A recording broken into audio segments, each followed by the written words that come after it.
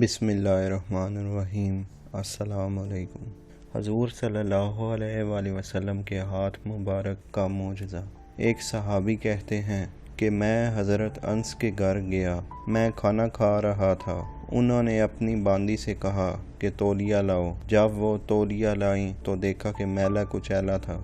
हज़रत अनस ने इसको गुस्से की नज़र से देखा और कहा कि जाओ इसे साफ़ करके लाओ। फरमाते हैं कि वो भाग कर गई और जलते हुए तंदूर के अंदर तौलिए को फेंक दिया। थोड़ी देर के बाद इसने वो तौलिया बाहर निकाला तो बिल्कुल साफ़ सुथरा था।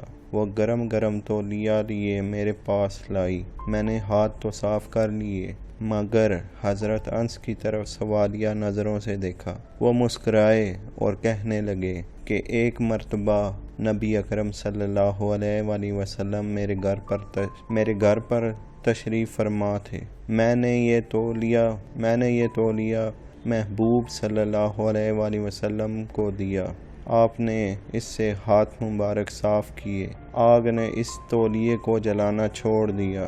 तौलिया मैला हो जाता है तो हम इसे तंदूर में डाल देते हैं।